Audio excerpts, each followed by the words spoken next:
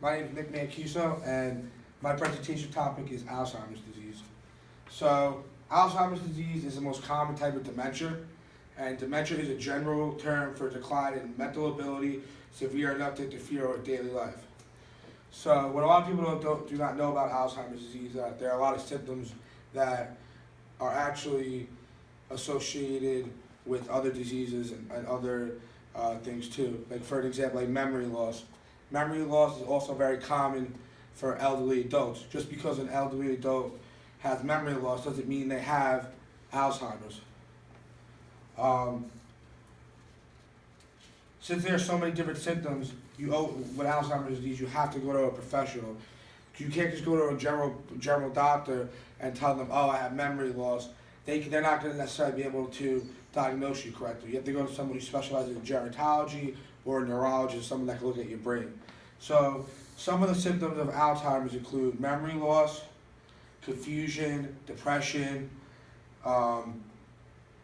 not interested like in the events that you used to be interested in. Some of these people might actually constantly repeat themselves because they're not remembering what they want to say. And another thing with Alzheimer's that a lot of people don't understand is that your Alzheimer's disease you don't just wake up one day with Alzheimer's and you forget everything. There's 7 stages of Alzheimer's disease. The higher the stage, the more progressed the disorder is. So the first stage is called the no impairment stage. And in this stage, the person might not experience any memory loss, or they might not even have signs of dementia. So the only way you would know if you have Alzheimer's disease in that stage is if you are diagnosed by like a neurologist or somebody that looks at your brain. The 7th stage, which is like the highest stage, is called the later severe dementia and failure to thrive. In this stage, speech becomes limited. Also, the ability to walk and move around becomes severely decreased. The person may need 24 hours supervision and cannot live on their own. They may have to be put in a nursing home or assisted living home if they do not have someone with them around the clock, or someone that's able to. For an example, if you have an 85-year-old man who has the last stage of Alzheimer's, and his wife is also 85, she might not be able to do the things such as pick him up and put him in the shower to clean him, or help him get dressed. You might need an aide or someone in an assisted living or nursing home to help him with that. So the case study that I wrote up is about a man named Hank Smith. Hank was born in Brooklyn and is currently 83 years old. He's been married for over 50 years and has 3 children. Hank was a New York City police officer for 30 years.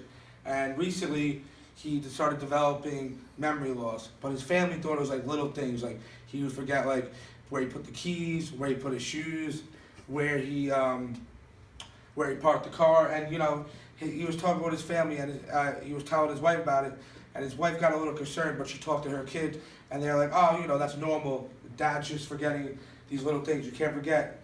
He is getting old. But then out of nowhere, a couple weeks ago, Hank went to the grocery store, and on his way back, he didn't know how to get home. So he called his wife and told her that he had no way how to get home. So when his wife picked him up, they went home, and then his wife had a discussion with his kids, and they ended up having to bring him to his regular general doctor, told him what happened. The general doctor would end up, recommending them to go to like a neurologist and a gerontologist.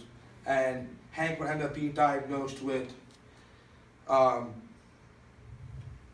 mild cognitive impaired stage of Alzheimer's. So in mild cognitive impairment stage of Alzheimer's is when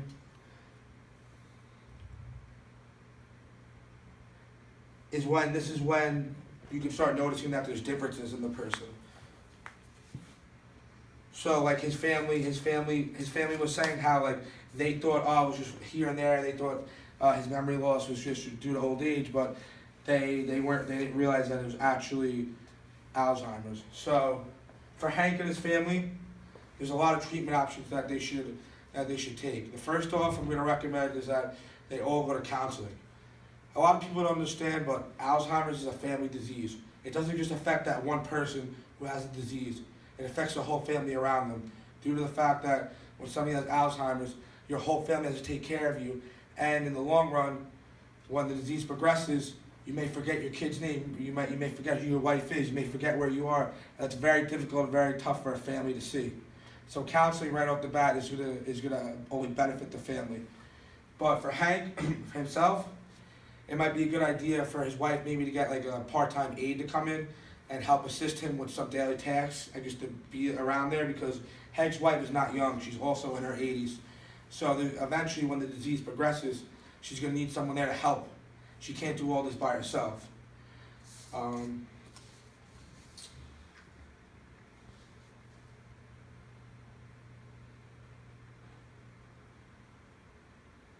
Eventually, if the disease does keep progressing even more, the best option could be is to put Hank in assisted living or a nursing home, due to the fact that his wife might not be able to take care of him all the time. So, and with Alzheimer's, the disease eventually will progress. It might not take a lot of time, but eventually it could progress. Also, for Hank's family, besides counseling, some other resources they can get is from the Alzheimer's Association. The Alzheimer's Association is an organization that helps with Alzheimer's, but also has a lot of information and research on Alzheimer's. And there's a website, it's www.alz.org, which Hank's family could also look to see like to learn more about the disorder.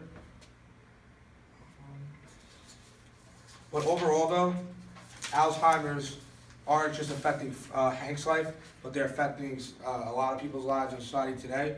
Due to the fact that our age expectancy is increasing, there's more and more people being diagnosed with Alzheimer's.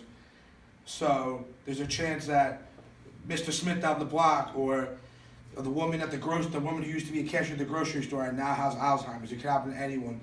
Alzheimer's disease does not discriminate. It doesn't matter if you're the most handsomest person, or you're a skinny person, you're a fat person, you're black, you're white, you're orange. It doesn't matter. The disease does not discriminate. And since the life expectancy of everyone is increasing, it has a more impact on society, which is why we need more research on the disease, and so we can help find a cure or help find more and more ways to help slow the disease down so it doesn't progress as much.